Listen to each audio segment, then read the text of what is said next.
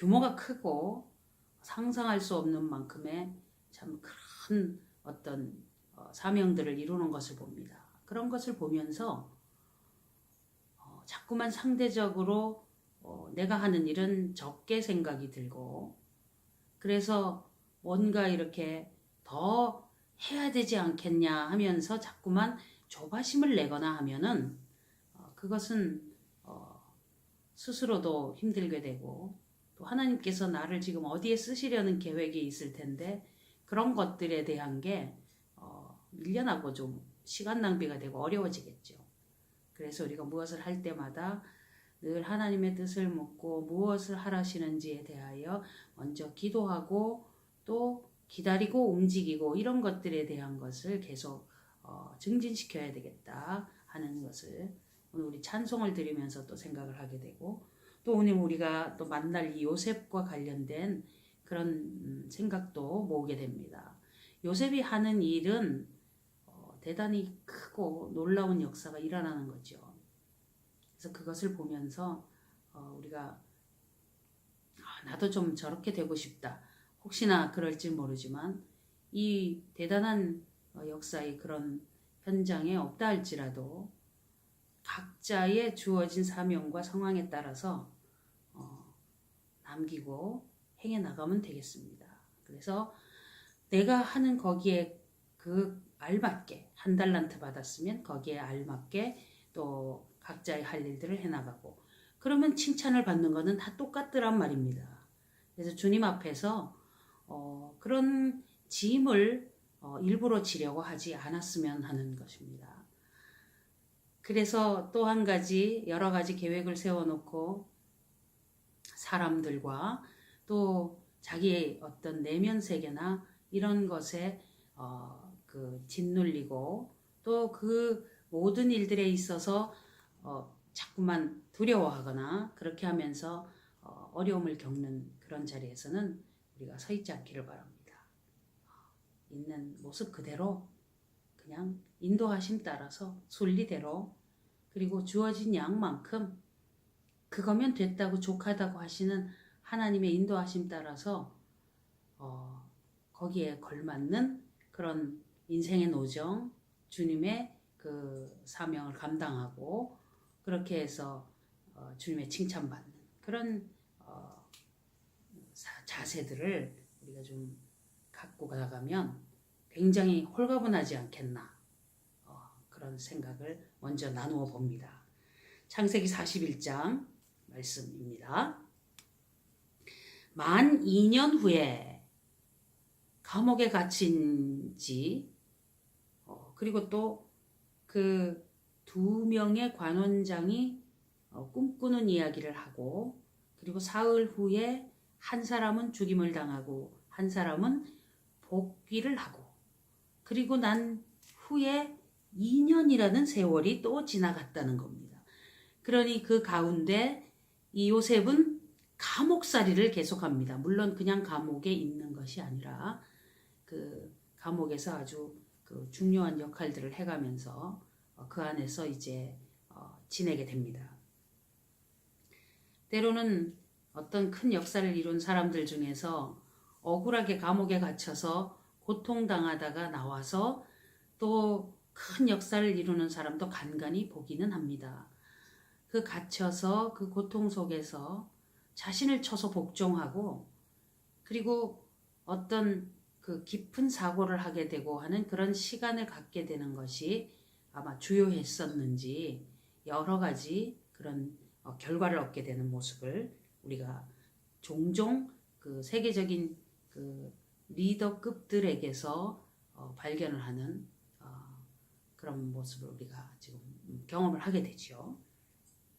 만 2년 후에 바로가 꿈을 꾼즉 자기가 하숫가에 섰는데, 그 하수라베아야 뭐 나일강이겠죠. 보니 아름답고 살진 7 암소가 하수에서 올라와 갈밭에서 뜯어먹고, 그 뒤에 또 흉악하고 파리한 다른 7 암소가 하수에서 올라와 그 소와 함께 하숫가에 섰더니, 그 흉악하고 파리한 소가 그 아름답고 살찐 소를 먹은지라 바로가 곧 깨었다가 해괴한 꿈이죠. 다시 잠이 들어 꿈을 꾸니 한 줄기에 무성하고 충실한 7 이삭이 나오고 그 후에 또 세약하고 동풍에 마른 7 이삭이 나오더니 그 세약한 7 이삭이 무성하고 충실한 7 이삭을 삼킨지라 바로가 깬즉 꿈이라. 소가 소를 먹고 이삭이 이삭을 먹고 일반 세상 속에서는 있지 않은 일인데 그런 것들이 꿈에 일어나면서 무엇을 보여주려고 하였을까? 자, 사람이 꿈을 꿀 수가 있지만은 같은 꿈을 또 반복해서 꾸게 되는 경우는 쉽지는 않죠. 그런데 앞에는 소이고 뒤는 이삭이니까 또 다른 꿈이다 이렇게 생각할 수 있지만 이 틀이 같잖아요. 어떤 구도가. 아침에 그 마음이 번민하여 보내어 애굽의 술객과 박사를 모두 불러 그들에게 그 꿈을 고하였으나 그것을 바로에게 해석하는 자가 없었더라. 어떻게 말해야 될지 인간적으로 꾸며내서 이야기하기도 어렵고 지금 자칫 잘못하다가는 죽임을 당할 수도 있고 하니까 지금 이 사람들이 위기 속에 있는 것은 사실일 겁니다. 술 맡은 관원장이 바로에게 고하여 가로되 아차! 그때 갑자기 생각이 났겠죠. 내가 오늘날 나의 허물을 추억하나이다.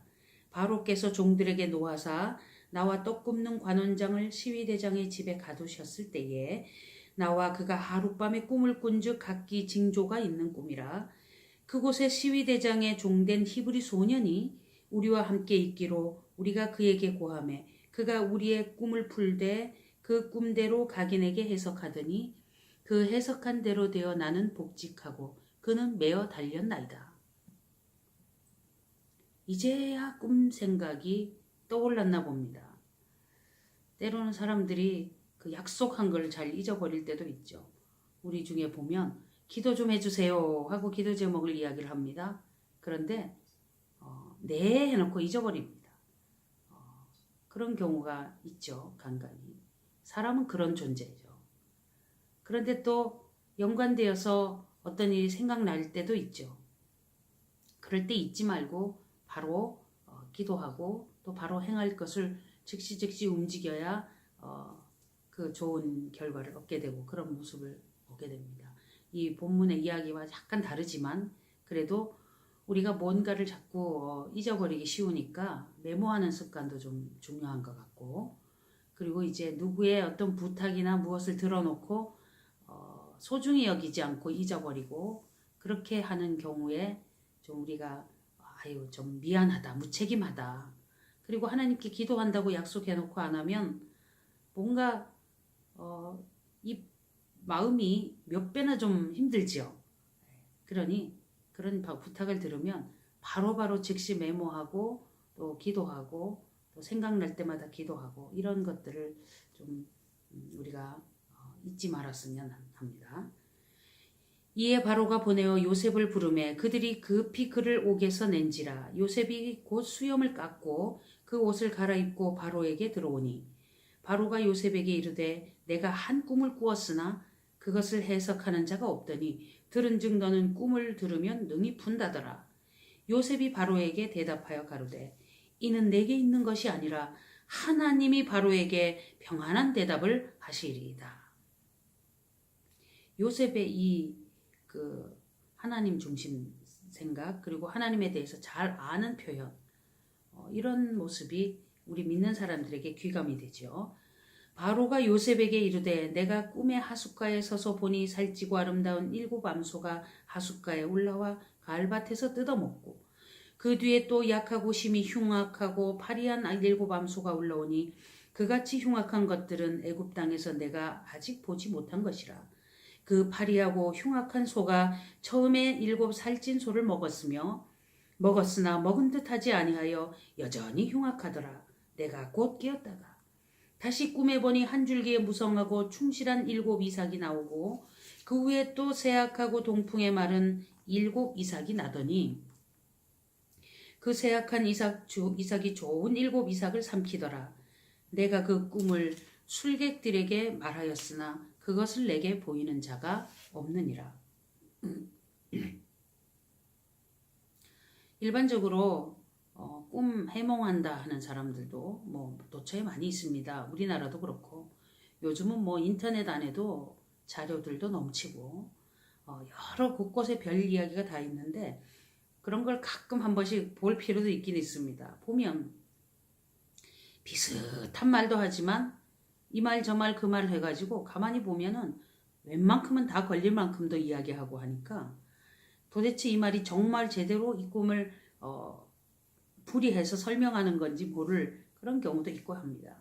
그러다 보니까 이들이 그 어떤 기치와 넘겨짚기 이런 것들로 해결할 수 없는 것이 드디어 나타나는 거죠. 이렇게 때로는 악한 영에게 사로잡힌 자들이 사단 마귀의 힘을 빌어서 그런 것들을 드러낼 수도 있습니다. 그런데 사람들은 미혹당하죠.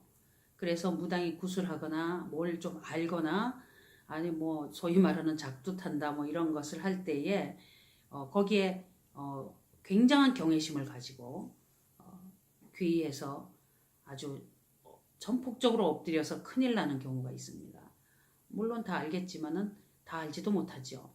그런 것에 미혹되지 않기를 바랍니다. 결국 사람은 이렇게 어떤 결정적일 때 제대로 못하잖아요.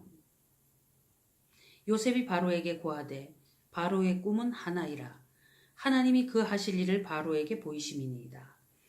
7 좋은 암소는 7회요 7 좋은 이삭도 7회니 그 꿈은 하나이라. 지금 이야기를 하는데 요셉이 자의적으로 이렇게 해석해서 말을 했다가는 큰일 나겠죠. 하나님께서 이제 그것을 금방 깨달아 알고 말할 수 있도록 지혜를 주셔야지만 되는 거죠. 그 위에 올라온 파리하고 흉악한 7소는 7년이요 동풍에 말라 속이 빈 7 이삭도 7회 흉년이니 내가 바로에게 고하기를 하나님이 그 하실 일을 바로에게 보이신다 함이 이것이라. 하나님이 하실 일이 흉년과 풍년의 이야기란 말입니다. 온 애굽 땅에 7회 큰 풍년이 있겠고 후에 7회 흉년이 들므로 애굽 땅에 있던 풍년을 다 잊어버리게 되고 이 땅이 기근으로 멸망되리니 우리가 근동 지방이나 아프리카 북부에 있는 이집트나 이런 지경에서 많은 그 사막 같은 땅들을 봐요. 비가 안 오면은 전혀 곡식이 자라지 못하는 곳도 많은데 요즘 이스라엘은 그 점적식으로 하고 해서 많이 개발해서 아주 푸르름이 더해 있는 모습은 굉장히 그들의 지혜로움이고 하나님이 주신 인도하심은 맞겠습니다. 그런데 이 애굽은 비가 오지 않더라도 그러니까 남쪽에 아래로 내려가죠. 상류 지방이. 거기에서 내려오는 물이 연중 끊이지 않아서 나일강은 아주 풍족하다는 거죠. 그래서 웬만큼 되어서 흉년이 올 가능성이 없는 지경인데 그래서 이런 흉년에 대한 대비를 할 생각을 잘 못하고 있는 것이죠.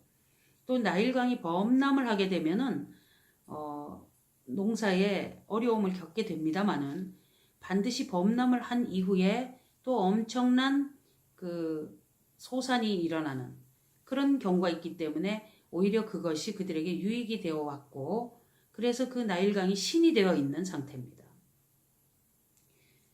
그런 상태에서 이제 이 흉년에 대한 이야기가 오니까 지금 어떻게 받아들여야 될지 고개가 갸웃할 수가 있는 그런 것입니다.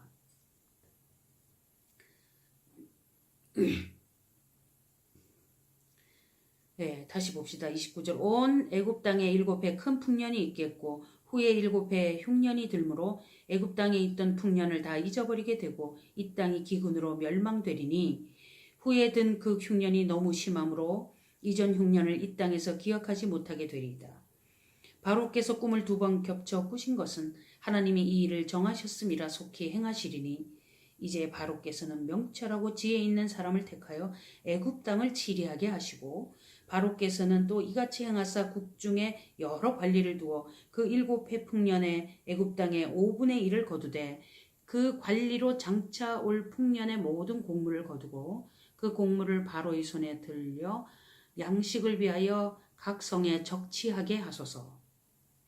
준비를 하라는 것입니다. 이와 같이 그 곡물을 이 땅에 저장하여 애굽 땅에 임할 7해 흉년을 예비하시면 땅이 이 흉년을 인하여 멸망치 아니하리라.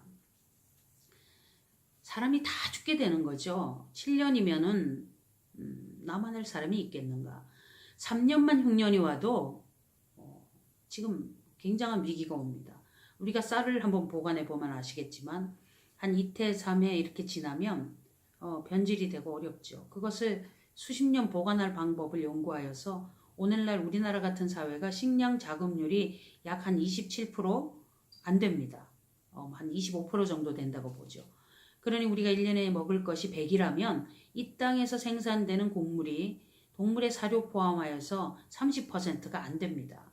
나머지 70% 이상을 수입을 해다가 먹습니다, 우리가. 그런 한국 땅에 사는데 사람들이 위기의식이 없어요. 수입이 안 되면 우리는 아비규환이 일어납니다. 아수라장이 돼요. 지금 1년에 여기서 생산되는 곡식을 25% 이상 적용이 안 되는 거예요. 그러면 나머지 70%가 먹을 것을 찾아서 다니면 지금 쌀이 20kg에 5만 원 한다 하면 그때 가면은 500만 원을 줘서도 살 수 없을 만큼 비싸질 수가 있습니다. 이 무서운 일이 코앞에 있다는 것을 우리 기독교인들은 알아야 되고 아닌 사람들도 깨달아 알아야 돼요. 요즘 경적지가 많이 줄어서 자꾸만 다른 일에 씁니다. 배부르니까 지금 쌀 생산에 대하여 아무런 개념이 없어요. 쌀을 비축하고 많은 대비하고 한 20-30년씩 둬도 문제가 없도록 하는 아이디어를 가지고 어떤 진공 포장을 하든 무슨 수를 내서도 이렇게 보관을 해놔야 돼요, 쌀을. 지금 우리가 그런 형편이에요. 그럼에도 불구하고 지금 이렇게 그냥 막연히 지나가는데 이 준비 안 된 우리나라의 모습이 지금 이 창세기 41장 읽으면서 뭔가 두려움이 없을까? 언제까지나 중국이나 호주나 브라질 또 미주 지역, 인도 이런 데서 생산된 것이 수입될 수 있을까? 그런 곳들도 이제 자꾸만 어려움이 오면은 생산량이 줄어요. 그럴 때 수출을 하겠느냐 하는 거죠. 결국은 건물을 뜯어먹고 살 수가 없고 모든 일에 있어서 결과는 땅에서 나는 소산인 곡식이 나야지만 사람이 생명을 유지할 수가 있습니다. 축산도 곡물에서 축산으로 가서 그것이 사람에게 옵니다. 그래서 고기도 없죠. 이런 상황을 우리가 오늘 갑자기 웬 위기 이야기를 하느냐. 항상 어떤 일은 대비해서 나쁠 것은 없습니다.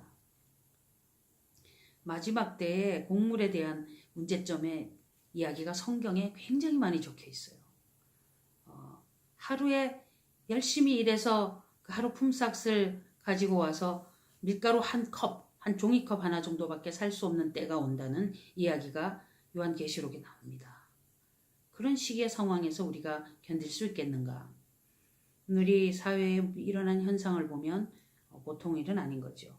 그래서 하나님 앞에서 지혜롭고 명철한 사람이 이런 것을 했으면 좋겠다. 5분의 1씩을 지금부터 비축해 두자. 그런 이야기죠. 그의 생산량의 5분의 1을 비축한다.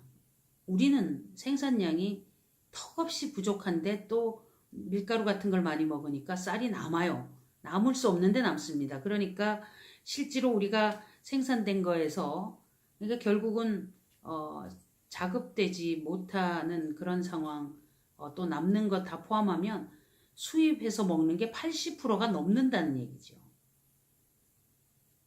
이 구조를 우리가 눈여겨보고 이 시대의 이 나라를 책임지는 리더들은 이런 것에 대해서 관심을 가져야 됩니다. 그리고 또 개인적으로도 늘 어떤 대비는 해야 되겠죠. 막연하게 살아가는 것보다는. 자, 이제 이것은 또 우리와 연관된 현실적인 이야기를 잠깐 했고, 그 당시에는 이제 그런 일들이 있습니다. 그러니까 보통 의견을 제안한 사람이 뭘 맡을 때가 많죠. 교회 같은 데서도 이렇게 합시다 하면은 그럼 당신이 좀 해보세요 이렇게 할까봐 아무 말을 제안을 못하는 그런 경우도 있겠는데, 자 이제 37절입니다. 바로와 그 모든 신하가 이 일을 좋게 여긴지라. 바로가 그 신하들에게 이르되 이와 같이 하나님의 신이 감동한 사람을 우리가 어찌 얻을 수 있으리요 하고, 요셉에게 이르되 하나님이 이 모든 것을 내게 보이셨으니 너와 같이 명철하고 지혜 있는 자가 없도다. 우리가 봐도 그러네요. 그죠? 너는 내 집을 치리하라. 내 백성이 다 내 명령을 복종하리니 나는 너보다 높음이 보좌뿐이니라. 보디발의 집에서도 그러고 감옥에서도 그러더니 여기서 또 그렇게 되는 겁니다. 바로가 또 요셉에게 이르되 내가 너로 애굽 온 땅을 총리하게 하노라 하고 자기의 인장 반지를 빼어 요셉의 손에 끼우고 그에게 세마포 옷을 입히고 금사슬을 목에 걸고 자기에게 있는 버금 수레에 그를 태우매 무리가 그 앞에서 소리 지르기를 엎드리라 하더라. 바로가 그로 애굽 전국을 총리하게 하였더라. 바로가 요셉에게 이르되 나는 바로라. 나는 바로다. 이 말이 나는 태양신의 아들이다. 이런 이야기니까 권위가 크죠. 사실은 이것도 좀 하나님 앞에서 불경한 모습입니다. 우리 한반도에도 태양신이 있어요. 금수산 궁전에 미이라로 그 방부철이 되어서 누워있는 김일성 그의 아들 둘이 지금 미이라로 그 방부철이 되어서 누워있고 신격화되어 있습니다. 그 시체가. 그리고 또 그의 아들의 아들 지금 또 지배하면서 민족의 태양이신 이런 용어들을 자꾸 쓴단 말이죠. 그렇게 하면서 자신을 신격화하는 그런 행태가 있는데 이 바로도 그런 상황입니다. 우리가 보기에 태양이 이제 그냥 뭐 천체 하나이지만 자꾸만 거기에 대해서 절을 하고 섬기고 하는 이 인간의 습성은 변함이 없이 매해 연초에 보세요. 해 뜬다고 가서 구경하고 그냥 보기만 하면 좋지만 소원을 빌죠. 황당한 일입니다. 애굽 온 땅에서 내 허락 없이는 수족을 놀릴 자가 없으리라 하고 전권을 주는 거죠. 그가 요셉의 이름을 사브낫바네아라 하고 또 온 제사장 보디베라의 딸 아스낫을 그에게 주어 아내를 삼게 하니라. 요셉이 나가 애굽 온 땅을 순찰하니라. 요셉이 애굽 왕 바로 앞에 설 때에 30세라. 그가 바로 앞을 떠나 애굽 온 땅을 순찰하니 7회 풍년에 토지 소출이 심히 많은지라. 우리 예수님하고 약간 좀 빗댈 만한 그런 단초가 좀 많습니다. 은 20에 팔린다거나 엉뚱한 데 가서 고난을 당하면서 아주 그냥 노예로 바닥으로 최상의 그 아비에게 그 대접받던 아들에서 엄청난 종의 자리까지 완전히 그 떨어지게 되고 팔려가고, 그리고 이제 거기에서 굴곡을 지나다가 30세가 되어서 본격적인 일을 시작하게 되고 예수님도 그 시대에 공생일을 시작하게 되고 그런 것을 연관시켜서 설명을 하면서 또 뭐 이야기를 한다 하면은 무슨 얘기를 하게 될지 몰라도 일단은 조금 흥미롭기는 하죠. 그런데 30살에 이제 어떤 일을 하게 되는데 요즘에 30살짜리 아이들 보세요. 얼마나 어린애 같은가.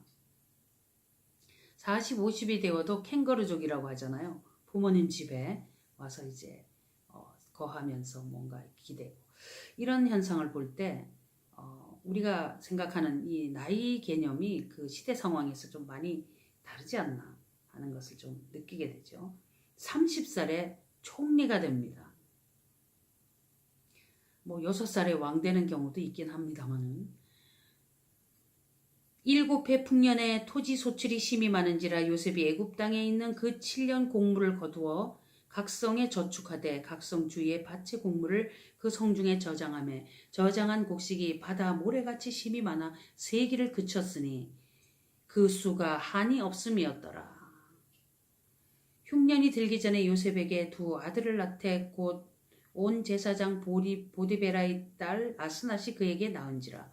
요셉이 그 장자의 이름을 므낫세라 하였으니 하나님이 나로 나의 모든 고난과 나의 아비의 온 집의 일을 잊어버리게 하셨다 하며, 보통 사람이 가정을 꾸리고 이렇게 안정이 되면은 이제 모든 그 불안감에서도 또 정리가 되고, 그런 현상을 이제 하나님께 고백하면서 아이 이름을 므낫세다 이렇게 지은 거죠.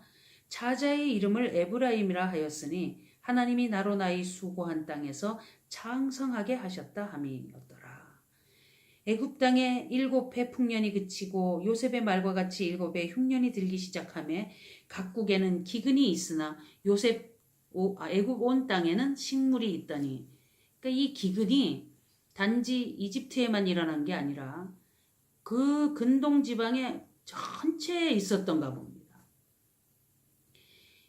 이 흉년이 우리가 그 아브라함 때도 있었고, 그런데 그가 이집트로 가서 살았습니다. 거기에는 괜찮았던 거죠. 그런데 그렇지 않을 정도면은 나일강까지도 굉장한 타격을 입을 만큼 그만큼의 흉년이니까 그 근처에 어떤 형편이 됐는지는 아마 상상할 수 없을 만큼의 그 먼지 날리는, 이제 우리가 뭐 미세먼지 때문에 지금 이야기하지만 그런 거 황사가 날아와서 뭐 공해와 막 섞여서 오잖아요. 중국에서 지금. 그런데 그런 거 이상으로 지금 엉망으로 이렇게 막 그 흙이 날리고 그런 상황으로 바싹 말랐을 그런 형편이 되었겠죠. 식물이라는 건 먹을 것을 얘기하는 겁니다. 애굽 온 땅이 주림에 백성이 바로에게 부르짖어 양식을 구하는지라 바로가 애굽 모든 백성에게 이르되 요셉에게 가서 그가 너희에게 이르는 대로 하라 하니라.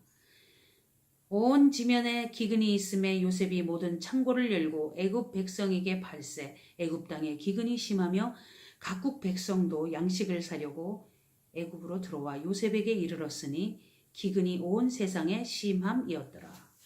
온 세상에 기근이 심할 때 요셉 가닥에 많은 사람들이 생명을 구원을 얻습니다.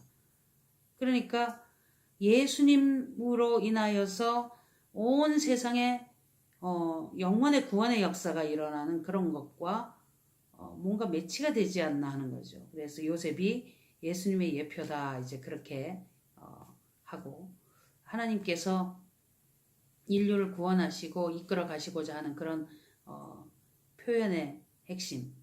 우리가 정말 영적인 기갈을 맞이하여서 어떻게 할 수 없을 때에 하나님의 말씀으로 또 이 땅에 사람이 되어 오신 예수님의 그 크신 은혜로 죄 용서를 받고 또 생명의 떡을 먹고 생수를 마시면서 생명을 얻게 되는 이런 것들에 대한 희망을 갖게 되는 것과 연계시켜서 이 사건을 우리가 좀 생각을 해보게 되죠. 또 한 가지는요. 이 사건이 이제 그때 당시에 요셉을 통해서 그 근처에 있는 수많은 사람들의 목숨을 살리게 하시고 이어가게 하시는 하나님의 뜻이 예전에 아브라함과의 약속 속에서 있었던 일이었던 거죠. 그러니까 아브라함의 후손 중에서 주님이 주신 그 은혜로 이러한 상황 속에서 구원의 역사가 일어나고 그 어떤 흉년 속에서 변화의 일들이 일어나게 하신 것이 그 약속 때문에 그 성취로 인하여서 요셉 가닥에 또 하나님이 허락하신 그 아브라함의 후손의 그 하나님의 인도하심에 사용받음에 따라서 복을 받게 되잖아요. 이 복을 받게 되는 거죠. 그러니까 하나님이 하신 언약의 말씀이 이런 상황 속에서 드러나는 그런 현상인 거죠. 우리에게 하나님께서 뭘 약속하셔서 그렇게 하시겠다고 할 때는 그것에 대한 믿음을 갖고 기대하고 기다리면서 또 당연히 기도하고 그런 것들을 우리가 잊지 말고 가야 될 것이다. 그런 생각을 충분히 모을 수 있겠죠. 그리고 또 우리가 누구 꿈을 멋있게 해몽을 해주고 그러면서 뭔가 이렇게 좀 아름답게 좀 멋있게 보이고 그런 거에 대해서 혹시 뭐 이렇게 희망사항이 생깁니까? 그러니까 그런 것들에 대해서는 너무 많이 이렇게 막 기대하고 원하고 그런 것은 그다지 이렇게 바람직한 것 같지는 않습니다. 하나님께서 특별히 어떤 사람을 그때그때 어떤 특별한 상황을 주셔서 쓰시긴 하겠지만은 이게 모두 일반화시켜서 다 이렇게 뭐 갈 것이다 자꾸 이렇게 하면은 그 복잡해지고 어려워집니다. 그리고 이제 악한 세대가 자꾸 표적을 구한다 그러고 사람들이 자꾸만 자기가 뭔가 이렇게 좀 도인 행사를 하고 싶어하고 이런 착각에 빠질 수가 있어요. 그게 무슨 성령님의 어떤 그 역사심으로도 표현을 할 수가 있겠지만은 그렇게 하다가 낭패를 당할 수가 있습니다. 훗날에 그 바울 사도가 복음을 전하러 가니까 그렇게 하는 것들을 보고 제자들이 귀신내 어쩌고 막 이런 걸 보고 자기도 그렇게 하고 싶어서 그 돈 주고 사려고 했던 그런 사람도 있었잖아요. 그런 기능을 이런 식으로 사람들이 어떤 그 접근을 하게 됐을 때 결과적으로 자기를 드러내게 되기 때문에 이런 거에 우리가 연연해서는 안 돼요. 그런 어떤 특수한 어떤 상황에 대해서. 그리고 우리 하나님 아버지 앞에서 우리가 이제 그 어떻게 사용받을까 오늘 말씀 시작에도 또 그 얘기를 했지만 거기에 대해서 기도하고 또 주시는 대로 순리대로 가는 이런 흐름을 따르지 않고 막연한 큰 그림을 그려놓고 그대로 되게 해달라고 막 기도하다가 안 된다고 낙심하고 그러지 말고요. 또 누구와 비교해서 상대적으로 더 많이 어떤 것을 하고 싶어서 막 계획하다가 그것에 대하여 짓눌리는 그런 일이 없기를 바랍니다. 그냥 하나님이 그때 하게 하실 때 그 일을 하게 되는 거죠. 지금 이 상황도 감옥에 갇혀서 2년이나 더 지난 다음에 하나님이 이런 계획을 진행 안 하면 요셉은 아직도 감옥에 있는 거예요. 그런데 하나님께서 뭔가를 하실 때 이제 적절할 때 사용하시려고 할 때까지 그 요셉의 그 인고의 세월과 모든 과정 속에서의 그 하나님께로 향한 그 어떤 그 소박함이라고 할까요? 조금 그 일상적에 이렇게 순종하고 또 신뢰하고 나가는 이런 모습들에 대한 것만 된다면 하나님께서 주시는 그 일들이 더 주어지죠. 그래서 작은 일에 충성된 자가 또 큰 일을 맡게 된다. 그러니 지금 우리가 각자가 이제 나름대로 하는 일이 많을 겁니다. 숨쉬기 운동부터 시작해가지고 그런 것부터 시작해서 뭐 여러 가지 일들을 할 텐데 그런 것 속에서 그거 뭐 비교하고 그런 게 아니라 그때 주어질 때 움직이고 또 다른 것이 주어질 때 더 확장되고 이렇게 가면서 내공이 쌓이고 또 뭐 인도하심에 따라서 겸비되고 이런 과정이 아마 하나님의 인도하심 속에 있겠죠. 그런 과정을 잘 순복하고 또 훈련받고 그런 과정을 지난 다음에 딱 일주일을 사용받아도 확실하게 사용을 받게 되겠죠. 이제 그런 식으로 어떤 일에 있어서 접근을 하면서 하나님 주권, 하나님 인도하심, 그리고 주신 대로 가는 것 이런 거에 대한 그 안도와 또 자유함. 그래서 하나님이 하게 하시면 하고 어느 정도 선까지 된 다음에 또 거기에 따라서 하나님이 또 인도하시고 책임지시고 이렇게 하면은 내가 뭘 못했다고 하는 것에 대한 어떤 절망감 혹은 낙심 이런 거와는 좀 동떨어진 그런 안정감이 있지 않겠나. 그런 것을 우리가 조금 더 한 걸음 더 나가서 좀 생각을 해보는 그런 오늘 말씀 읽기였습니다. 기도하겠습니다. 하나님 아버지, 요셉을 사용하는 모습을 보았습니다. 아버지께서 이 주의 종을 어떻게 훈련시키고 겸비시켜서 때를 따라 그때가 되었을 때 사용하시는 그 모습을 보면서 우리를 주님께서 어떻게 준비시켜서 무엇을 하게 하실지 거기에 대한 기대감을 가지고 모든 일들을 주님께 맡긴 사람으로서 순탄한 길을 걸어가도록 은혜를 베풀어 주시옵소서. 훈련 과정이 있다면 거기에 따른 희망과 기쁨으로 그 시간을 이겨나갈 수 있도록 은혜를 주시옵소서. 또한 하나님 아버지, 이 많은 어려움 속에서도 주의 약속의 성취를 허락하셔서 요셉을 통하여 일어나는 이 구원의 역사를 보며 우리를 구원하시기 위하여서 이 땅에 예수님을 보내시고 그 예수님의 그 순종하심과 그 십자가의